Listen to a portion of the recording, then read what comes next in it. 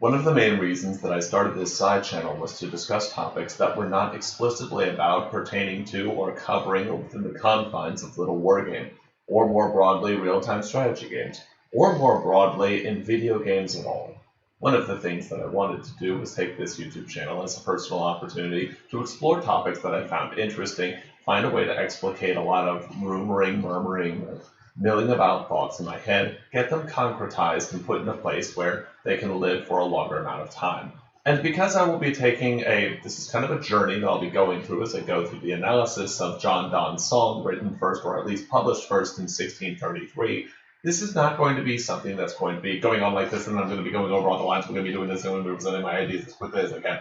Instead, it's going to be more reflective, more meditative, and you'll get to see me going through the process of explaining what's going on based on the things that I've pieced together. One of the reasons I want to cover John Donne's song is that this poem has been done, or this sonnet, this whatever you would like to call it, this art form, has been made popular in modern media, courtesy of things like Diana Wynne Jones and Howl's Moving Castle with a Ghibli film adaptation, and it's something, John Donne is seeing a bit more, not in the same vein as Shakespeare in terms of name recognition, but more and more of his works seem to be proliferating out among the general populace. Not to any great degree, you ask the average person on the street who John Donne is, I'm sure they have no idea, but more than to a 0 degree. Or perhaps it's merely the path that I've taken as I've gone through my life. I have found these things, found them interesting, and wanted to move forward from them with that in mind, with that as a basis. That's what I've found more intriguing, and it's unlocking more of the world to me.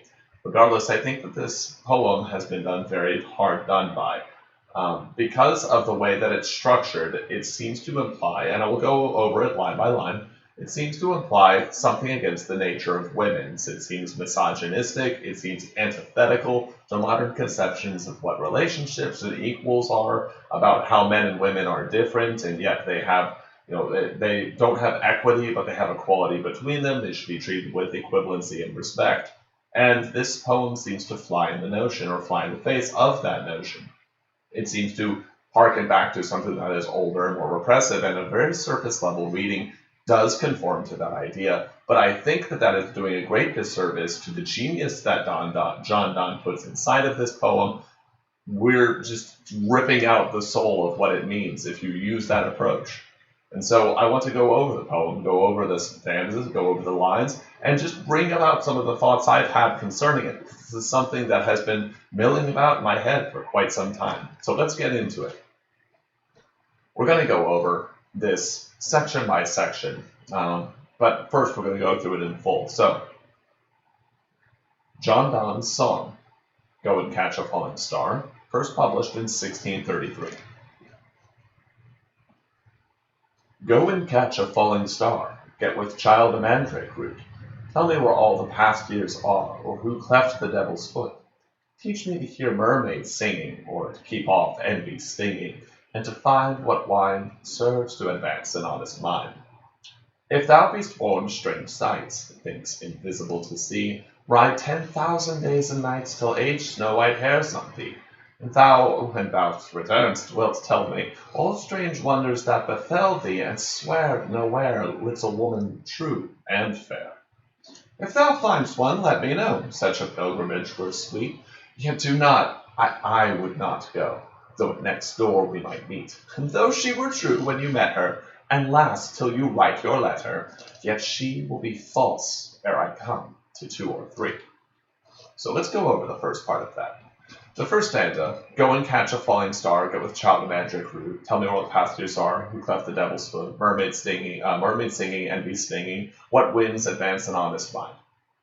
In short, all of those things are that we're first going to separate this poem into 2 categories. There is the speaker, who is the one saying the poem, but quite obviously they have an intended audience. They have a listener. And I think, in fact, that we can very easily understand this as an older gentleman, as a once-seeker, as something of a onceler, if you will, that is passing on this information to another individual. It doesn't seem appropriate to indicate that this is a person who is passing off their raging feelings about how women are cannot be true and fair to the general populace. This reads more like the intimation of the long suffering of one person who did seek and who did quest, the speaker, giving the knowledge to someone who is a directed individual listener, as opposed to a general audience. When they talk about all of these things, let's go into what all of them mean.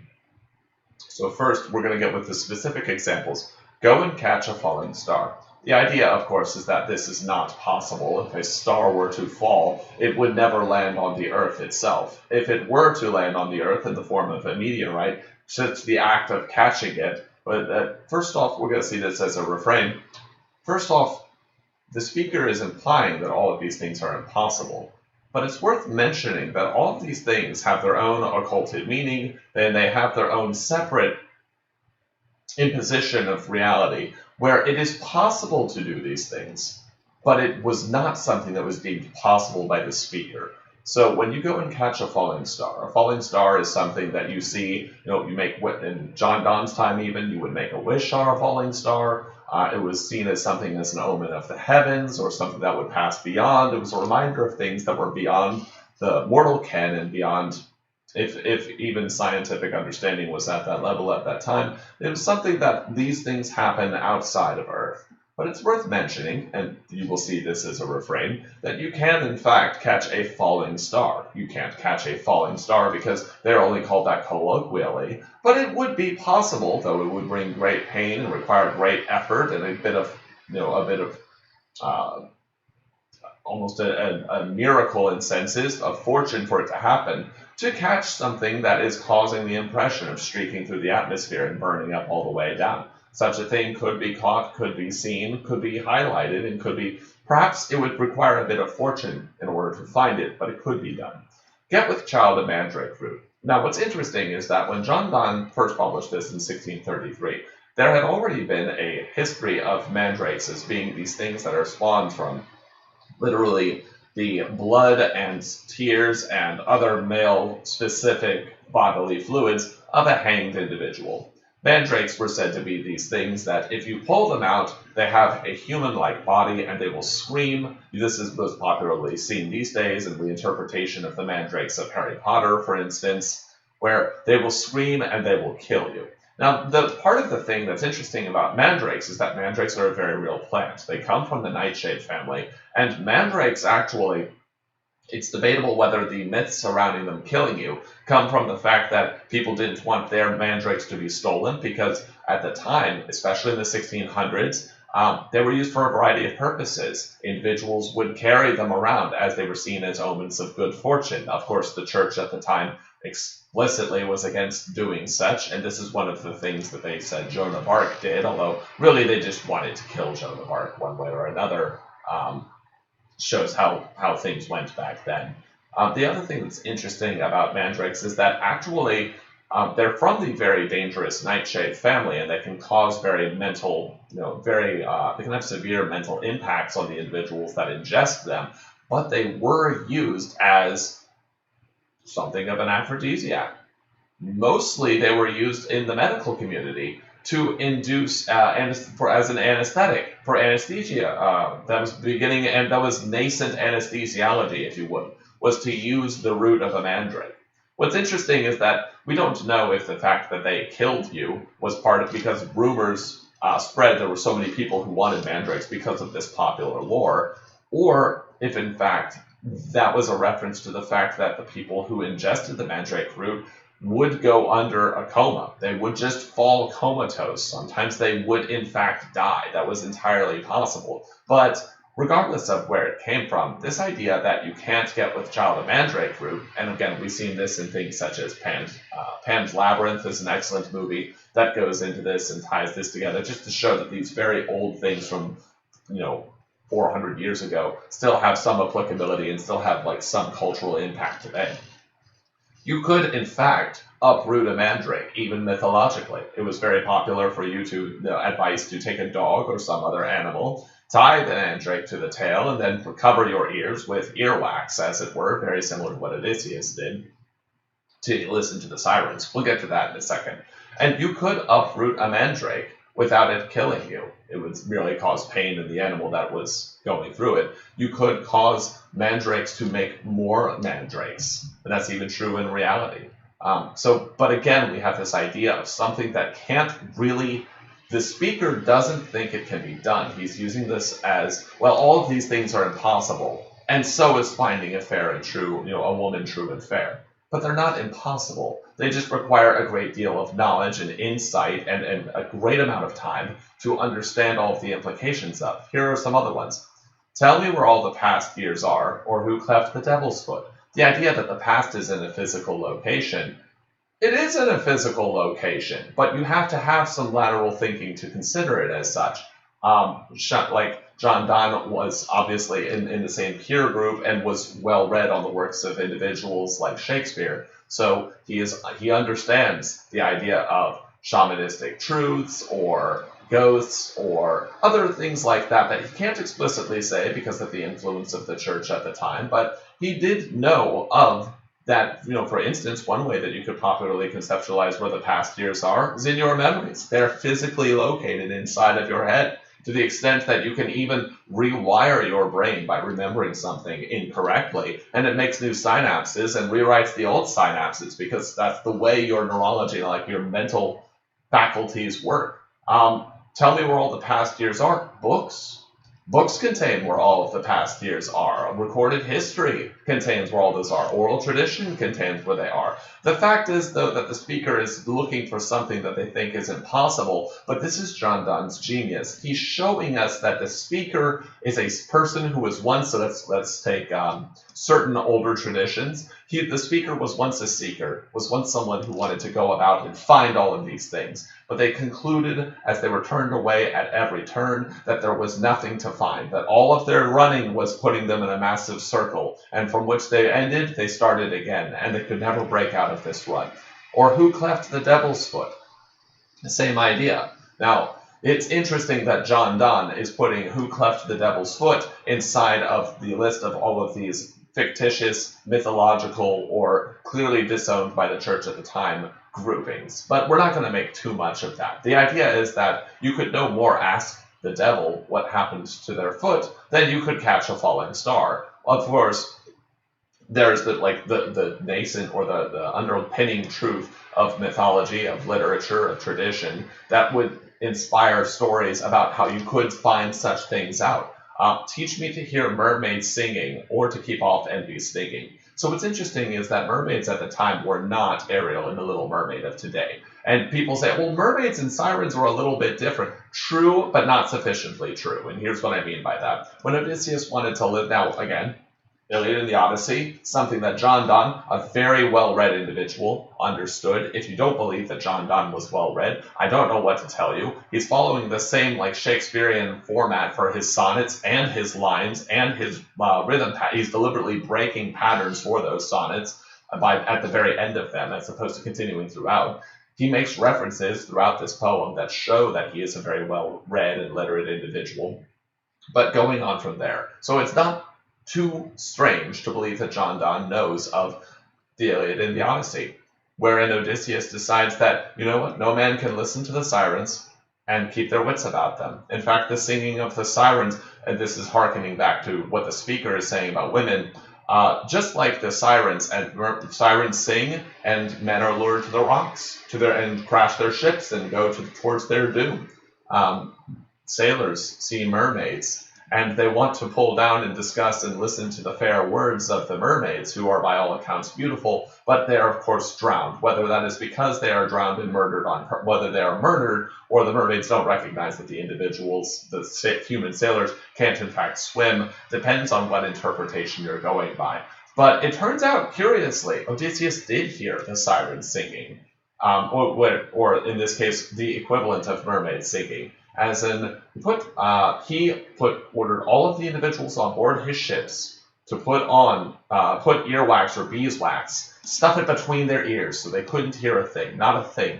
They could not, and then he told them, I want to hear this, but you will tighten the ropes around me. You will tie me to the mast. You will not listen to any of the words that I say, no matter how I gesticulate or how I move. You will restrain my every action and stop me. because I know that these are the words of madness, that I will be irrevocably irreconcilably pulled towards whatever that is that they are communicating, and I will take every action to go there. But you must restrain me. And so Odysseus shows, and John Donne shows by implication that the speaker is ignorant, that the speaker, actually, there is mythological precedent for hearing mermaids singing. Now, the speaker might be saying, mermaids don't exist. Okay, let's take that angle. Maybe the speaker isn't ignorant to the idea of mermaids singing, but he thinks that mermaids are this representation of women that are, like, they sing sweet words and they pull people towards their doom. Okay, well, if you don't buy that that's, the actual physical thing of mermaids exists, if that's the conceit you want to go with, and you say the speaker is wise enough to say that that is not possible, then one, you have to contend with the fact that the speaker is making all of these other mythological allusions earlier in the stanzas, and we're not bringing into question whether or not the speaker thinks they exist. But similarly, all of these things, whether they exist or not, have a basis in reality. When people talk about mermaids singing, one way that you could, bring it into an imaginative realm is maybe what it means by mermaid singing is the call to the sea. There are people who feel, sailors throughout all of human history, individuals who feel called to the sea, where the land is not where they are meant to be, and they are meant to be out on the ocean. They are meant to be in the rough and in the adventure, and to hear the call of distant places, always traveling, always wandering, always seeking. And that's what this person is, the speaker, fundamentally. They are a seeker. They are just a person who has found themselves unable to find what they have sought. And so, or to keep off envy stinging, this is particularly poignant because all of these other things have a mythological component, have a folklore component. Falling stars, mandrake roots, physical recordings of the past, the devil, mermaids, but envy is a character flaw. It's something that exists inside of a human being. It's something they can rectify in themselves. And it's interesting that the speaker finds it just as unlikely that they can overcome the envy that has been plaguing at their mind. And it also, as they could, if they can't find mermaids because they don't physically exist, or they can't listen to mermaids singing because it would mean his doom, then what does it mean that this individual is taking the very real thing that we acknowledge is a real thing, even though you can't point to a physical object and say that's envy, unless you're a Full Metal Alchemist fan.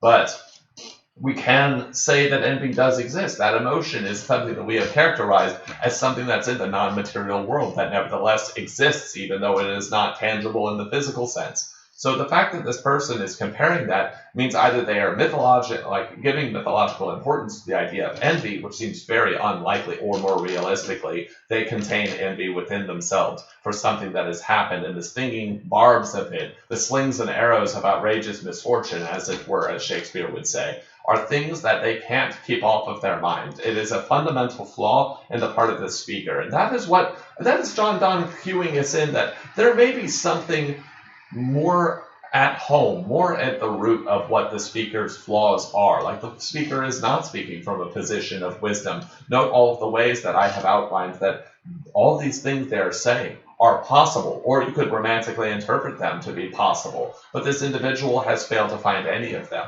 And they have failed to address whatever is inside of their heart, inside of their character, that is allowing envy to persist. And the problem with that is, of course, that we now have to ask, this is the first character flaw that is brought up.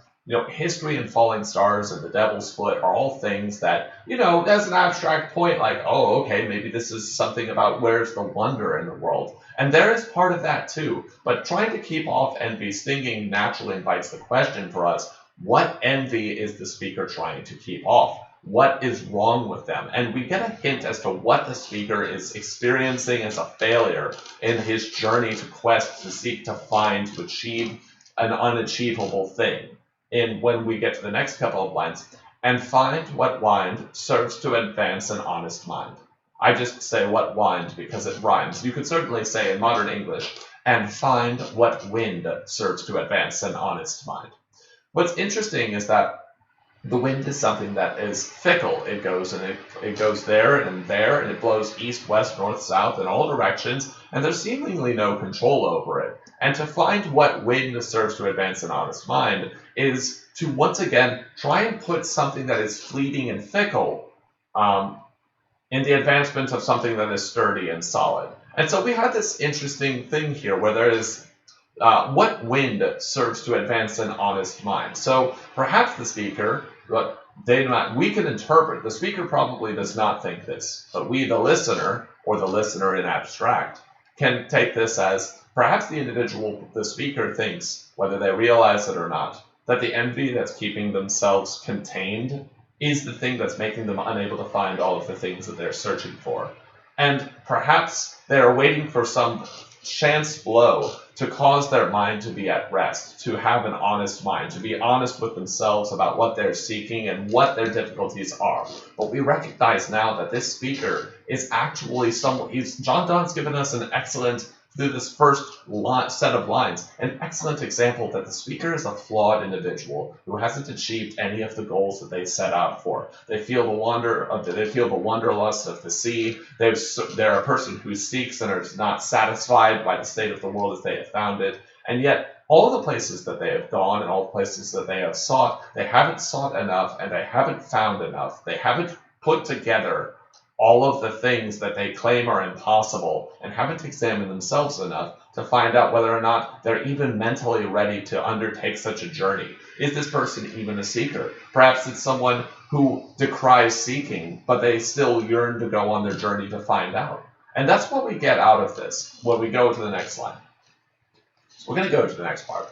If thou be'st born to strange sights, things invisible to see, ride 10,000 days and nights till age snow white hairs on thee.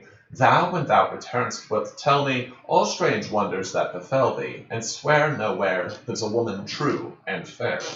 So what's interesting about this is that we again can take this interpretation of the speaker in two ways. The speaker is either a person who has undergone a quest and has stopped short of their own goal and failed to recognize that they have more yet to learn, they have just begun their journey, or they're an individual who has quit the journey before it's ever begun. They have in their heart the desire to walk out into the barrens beyond normal ken, beyond normal civilization, to question, to yearn, to seek, to unveil that which has been secluded and hidden, but they've never started, and it's just something they can't get rid of.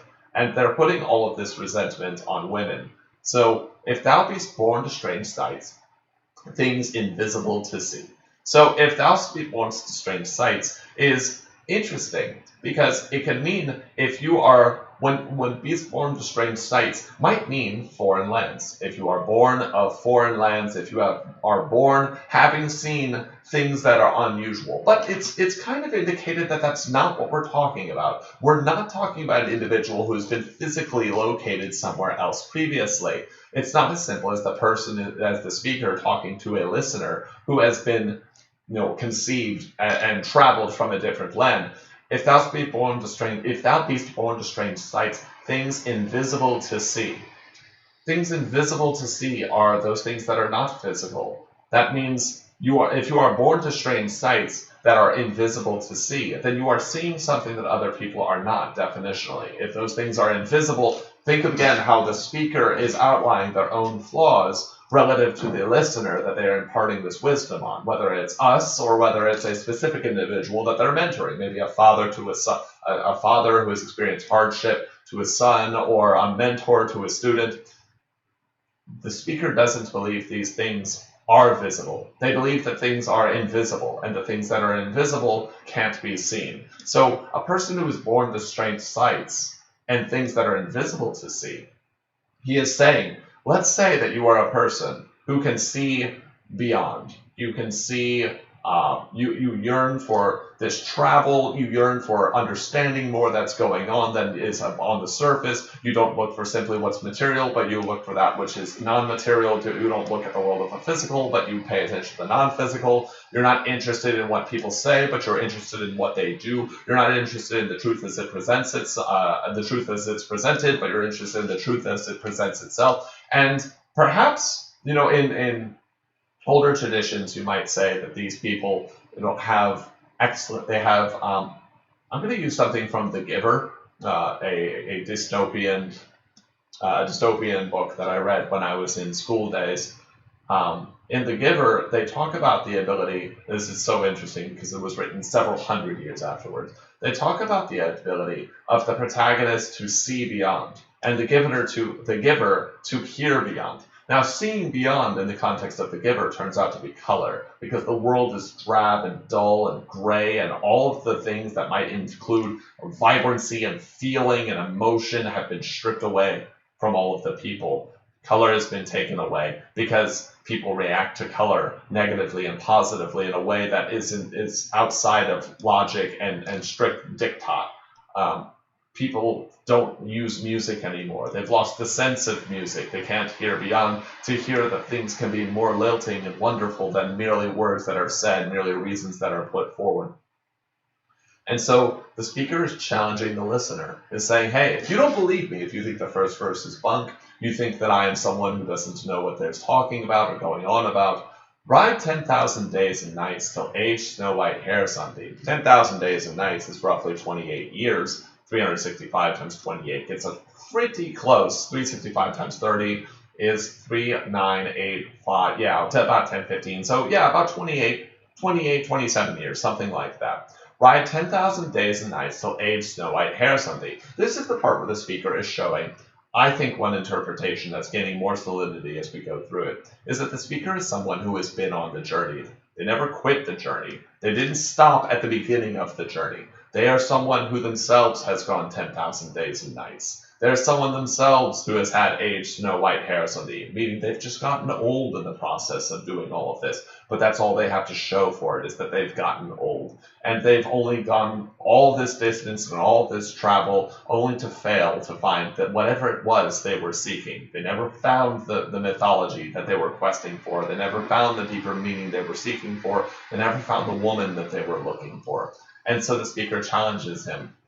And thou, when thou returnest, wilt tell me all strange wonders that befell thee. And the idea is, yeah, go on your adventure, says the speaker to the listener. Go travel, go look, enjoy life, find out everything you can. If you think I'm wrong, scour the entire world, seek everything that has been secluded, unveil everything that has been hidden, and you will still find at the end, when you have any number of stories, and you can tell me all of the unbelievable things that have happened to you, and swear nowhere there's a woman true and fair.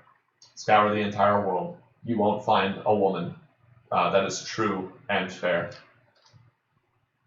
True and unfair? Yes. False and fair? Yes. But someone that is this pristine, like the thing that I have failed to find, says the speaker, you will not find it. And perhaps this is why I get the idea that the speaker is someone who is a bit older and is someone who is jaded. They still have the envy stinging in their heart that they haven't fully incorporated out of their being yet, that they still hold resentment for women, true and the woman true and fair, who either the women he's found haven't been true or they haven't been fair. And they haven't, certainly in the modern sense of the way, not fair meaning beautiful here, but they haven't been fair in the modern sense that they haven't been very kind to him. All of his seeking has been for naught, and he has failed to accomplish anything that he has sought. But what's interesting is that this again shows the speaker's flaws. For the speaker is advising, no, if you don't believe me, go look for yourself. But what's interesting here is the line, thou returnest, wilt tell me. The speaker is uninterested in being told that they're wrong. The speaker will advise, you know what, don't go on this journey. It's a complete waste of time. But if you believe it's worth it, then yeah, go for it. And don't worry, when you come back, I'll be here to tell you I was right all along. What a bitter thing to say. What a horrible thing to say. And you get the sense the speaker doesn't want the listener to succeed. The speaker wants the listener to never go on the journey because the speaker is saying it's a falsity. It's not going to happen. There is no paradise at the end. You won't be able to find it. But also, we get a sense now, a murmur of what the envy stinging is. It's the idea that what if this person goes on a journey? What if when they go on that journey, they find the woman true and fair? They find that thing that I have searched for, scoured the entire world for, exposed my entire life for, and they can't handle it. They don't entertain the idea. The speaker doesn't say, thou when thou returnest may tell me. It says, thou when thou returnest wilt tell me. You will. It is imperative. Like, You must tell me. It's almost as if the speaker is looking to the listener for validation that, listen, you're not allowed to succeed. This is what we feed into it. The speaker is telling the listener, you're not allowed to succeed, for if you succeed in finding the things that I have not been able to find, if you can scour harder, if you have sought the things that I have sought, that the speaker in the first stanza, the first verse, indicated in their ignorance were impossible, but we know are possible, just very unlikely, and require a great deal of time and effort and concentration and grit and sacrifice that the speaker wasn't able to make. And so the speaker is almost terrified that they will succeed. And that beats at them constantly, to the extent that they want the listener to fail utterly. They want the listener to fail by not even starting the adventure. And they want the listener to fail by planting the seed of doubt immediately. So interesting that the use of the word mandrake was provided earlier in the poem. For a mandrake is something that once uprooted looks like a human being and screams and kills those around it, or knocks them into a coma in the medical sense. And here again, we see the vegetative, lax, unmoving individual that is the speaker, content with ending their journey, and they, when uprooted for their wisdom, seek to kill the dream of the listener dead immediately. And so that, of course, the speaker demands that they be told all strange wonders that befell thee, but to swear that nowhere lives a woman true and fair. Because it's core to who they are. They can't imagine it. They can't deal with it. And that's why they think they're expressing their honest mind to the listener, but they can't preserve they can't have a win to serve an honest mind, because they don't have the honesty of keeping the envy out of their hearts. And then at the bottom line says, if thou find'st one, let me know. Such a pilgrimage were sweet. This is so interesting, because now the speaker is giving ground in a separate stanza, a separate set of lines, a separate verse. If thou find'st one, let me know. And here we get to the heart of it. The speaker wants someone to be successful. They want to know that they didn't waste their time. But they've been too jaded by it. If thou find'st one, let me know. Such a pilgrimage were sweet. So the speaker is saying, if anyone in this world can succeed, if you, the listener, can succeed, then tell me, such a pilgrimage were sweet. Think of what the concept of a pilgrimage is. A pilgrimage is when an individual goes, overwhelmingly it has religious undertones. It might even have religious overtones. It is a quest that a person takes to a holy site. Most commonly, historically, to Mecca, to Jerusalem, to go to these places that, regardless of what religious belief or tenets they fall under, is a holy site that contains within it some primacy, some origin point, some power of being the location of most pristine importance, of most powerful vindication, and like the source, or like the interweaving natural physical location of all of things that are physical and religious and spiritual and mental, compressing into one another, like filling the void of nothingness by being the interweaving section of meaning and purpose and vitality and validity and life. And so such a pilgrimage would be sweet, to seek that which is there. But again, the speaker betrays their ignorance, for pilgrimages did happen. Think of the Canterbury Tales, a thing of which John Donne certainly would have known, but the speaker doesn't seem to know. All of these individuals went telling tales from England to Canterbury Sibenda, the holy blissful martyr forsaken, that him hath holpen, one that they were second.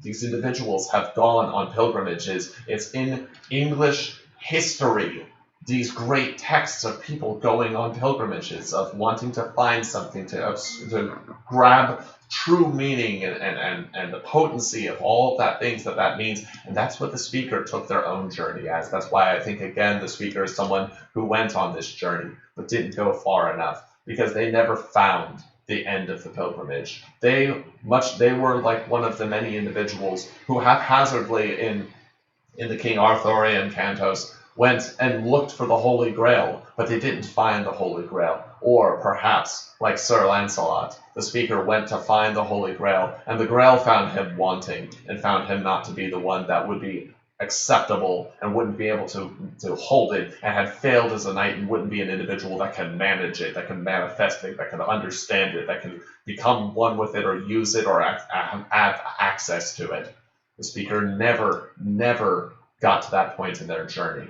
And so, of course, to them, we see that there is reluctance. They know they shouldn't have stopped the journey, otherwise, why call it a pilgrimage? A pilgrimage builds in the idea that, of course, this is the point of most meaning that you must go to, that it interweaves all of these aspects of a person's life into a giant well of overlapping meaning, and yet this person doesn't continue to seek that. They have given it up for good. They've given it up as lost, and they pass the cynicism along to the listener that it can't be found, even though it is the place of all meaning. They are like the mandrake that is yet to be uprooted, sitting vegetatively, wishing death and doom and pain on whatever listens to them, following things into destruction rather than try. And we hear that again here. The speaker unveils more of their flaws. If thou find'st one, let me know. Such a pilgrimage was sweet, yet do not, I would not go, though at next door we might meet. Listen to this. How much more effort could John Donne have expressed into the idea that the speaker is a flawed individual? Yet do not, I would not go, though at next door we might meet. Yet do not, he is saying, if you find someone, oh, good for you, like that's amazing, that's excellent. But don't tell me if you find that person. For even if you found that person, that woman true and fair, that sight of pilgrimage, that thing I scoured the world for, that I journeyed and quested for, do not, I would not go. I would not change who I am. I would stay here. Though at next door we might meet. And the idea is that the individual, the speaker, has stopped their journey. They no longer seek to quest, to look, to find. They may have required 1,000 steps to get to where they are in their journey, but they stopped on the 1,000th step after not finding anything, even if the 1,001st step is where they would find everything that they have been looking for. And because they haven't found it, and they have quit, it is the act of quitting that has made the speaker this desolate, envious, bitter individual who wails and hopes for failure on the part of other people surrounding them and decries all things that are of substantial meaning and gives like mythological, almost derisive levels of non-importance to the things that they could in fact obtain and achieve. And they have let this harm that they have built inside of them as a festering, not against women. It's not about women. It's about their entire goals, everything that they have searched for, and yet they haven't found the fruit of their labor, and so they have ascended to the point where they descended to the point where they believe there is no fruit. And even if there is a fruit, don't show me what it is, don't show me where it is, I'm not interested. Even if it's right within my grasp, I need only to open my eyes and walk a little bit more along my path. No, this person, after having 10,000 days and nights shed white hairs on them themselves, after going through their own journey, has decided that no, the 10,001st day was not worth it. The journey wasn't worth it. And the only reason the journey wasn't worth it is because the speaker stopped. And listen here for the next part. Though she were true when you met her, and last till you write her letter, yet she will be false ere I come to 2 or 3.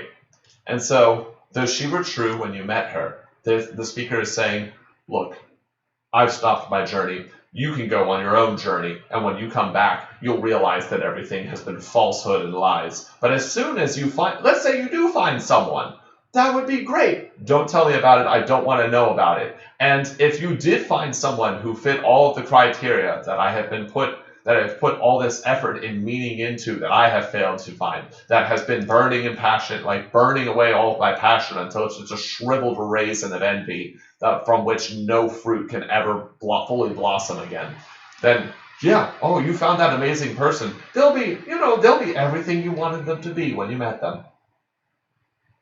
Excellent. Everything that you wanted them to be. And then while you're here writing the letter to tell me how amazing they are, that you've proven me wrong, that your journey was worth it, even then they will betray you.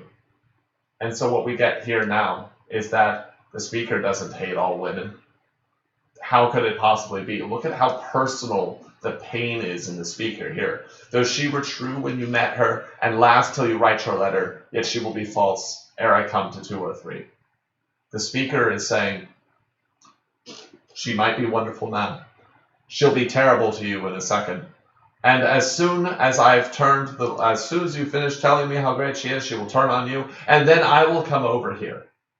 What does that mean? How dire and drab of this person is the speaker. They wish that their listener go on a journey and fail, and then if the journeyman, the individual on the path, the new seeker, the listener, does succeed, they curse their success. The speaker curses their success and hopes that they will fail, hopes that all that they have accomplished will fall to rot and ruin, and then what will they do once they are proven right and there has been pain inflicted on the listener after all the effort they've gone to? The speaker will be there like a bad friend, patting them on the back and saying, "I told you so." What a malevolent, horrible, envious, bitter old person this speaker is. For interest, and here's the thing too, I don't think that the speaker despises women. This isn't a poem about the speaker believing that all women are terrible. No.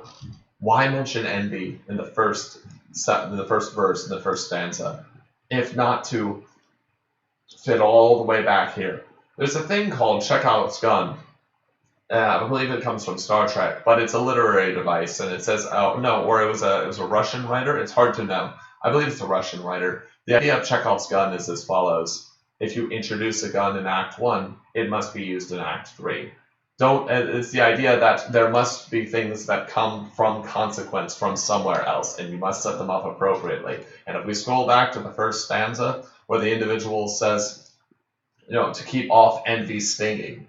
Well, what would they have to be envious of? But that was the line, that was the tether, that was the bait. And now the narrator, the speaker, reels it in by saying that this is the source of their envy, whether they've ever said it or not. Some woman harmed them, or they believe they were harmed by some woman, because they weren't in the journey for themselves. They were in the journey to find and to seek and to go and to move until they found an honest woman, a woman true and fair. That was the purpose of their quest. That was all that they looked to seek and they looked to find. And either they looked to seek for more, and they stopped when they found this woman that they believed they could put all of their faith and hope inside of, or what they were looking for all along across the entire world was this woman, and they put so much faith and hope and effort and joy inside of that one person that when it inevitably failed, that is where the source of their envy comes from. That is why they are bitter and decrepit. It's not a hatred of women. It's just a hatred of what happens between the speaker and his own unnamed woman. And so the listener here, we get the sense, actually that this speaker is very bitter and haggard and filled even with hatred, if we were to say it honestly. But the tone overall is hopeful. Yes, the speaker is the one whose vision we are supposed to take into account, for they're the one who speaks. The listener, the person listening, the audience never does. But notice how much time and effort the speaker spends talking about how, if you don't believe me, go on a journey, go do these things, and the speaker is challenging them. And we get the idea through the repeated insistence of the speaker that the listener, that the audience, that the person that is supposed to be receiving this should believe that the speaker is wrong, should believe that they need to go forth and challenge and seek and quest and conquer and look for the thing that can be sought but never found. That it is not a fallacy to try and find what undergirds the truth.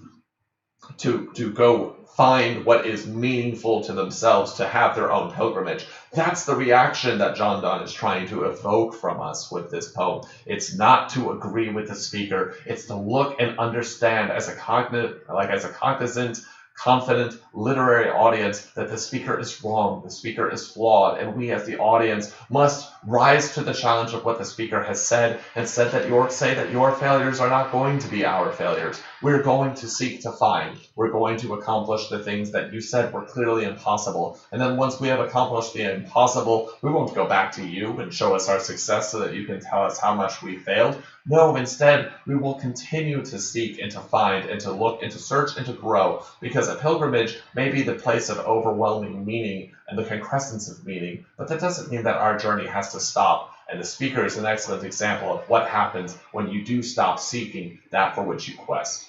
If you enjoy the content that I make on this channel, or for the Little Wargame RTS channel on Twitch, or throughout any other space that involves Little Wargame, please consider subscribing to the Patreon link in the description box below.